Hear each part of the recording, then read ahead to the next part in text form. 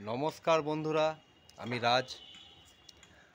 আপনি ধরুন সারা জীবন কষ্ট করে উপার্জিত অর্থ দিয়ে একটা ভালো জায়গা কিনলেন, সেখানে দোতলা বাড়ি বানালেন, কিন্তু তাও শান্তিতে থাকতে পারছেন না। কেন? দুর্গাপুজো, কালী পুজো পুরো কমিটি এলো, আপনাকে 5,001 টাকা চাঁদা দিয়ে গেল, চাঁদার রসিদ কেটে দিয়ে গেল। আপনি যদি না দিতে পারেন তখন এক অত্যাচার, নানা রকম কটু কথা, চিৎকার চেঁচামেচি, ঝামেলা সৃষ্টি হবে। একটা পাড়ার কমিটির সাথে এটা আপনার ঝামেলা হবে। বলবে বড় বড় বাড়ি, এত বড় বাড়ি আর চাঁদা দিতে পারছেন না। আবার হয়তো আপনি একটা দোকান করেছেন, ব্যবসা, বাজারে ভালো করে ব্যবসাটা জমিয়েছেন, বাজার কমিটি একটা কিছু হলো, পুজো হলো, আপনাকে দিয়ে দিল 2,001 টাকা, 5,001 টাকা চাঁদা দিতেই হবে। আরে কেন? আর উৎসবটা সবার, উৎসব করছেন, সবাই আনন্দ করবে, ফুর্তি করবে, যার যেমন সামর্থ্য সেই অনুযায়ী টাকা দেবে।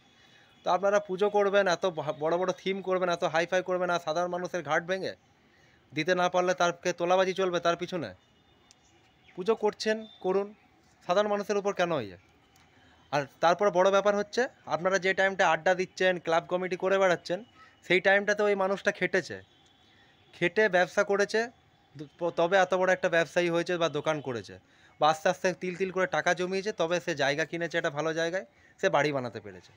আপনারাও করুন, আপনারাও বাড়ি বানান।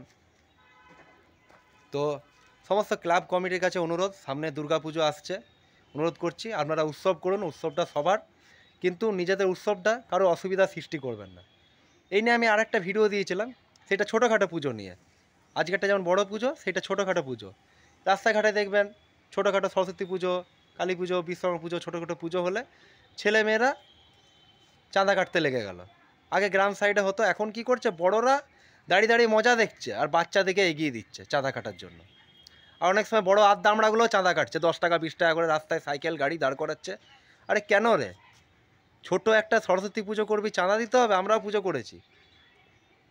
আর তারপর সবথেকে বড় ব্যাপার, আপনি একটা বাড়ির জন্য, বাড়ির মা বোনের জন্য একটা শাড়ি কিনবেন বা কিছু কিনবেন, আপনি কি রাস্তায় নিয়ে আসবেন, রাস্তায় দাঁড়িয়ে বলবেন আমার মায়ের শাড়ি কিনবো দিন?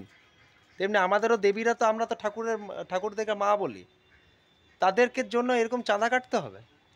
হ্যাঁ, অনেক জায়গায় দেখেছি যে এক সাইডে দক্ষিণার পাত্র রাখা রইলো, যার ইচ্ছা হলো দিল, যার ইচ্ছা হলো দিল না। রাস্তার মধ্যে তোলাবাজি, এইগুলো কি? এই ব্যাপারে একটা ভিডিও করেছি, দেখবেন, সঙ্গে থাকবেন। নমস্কার।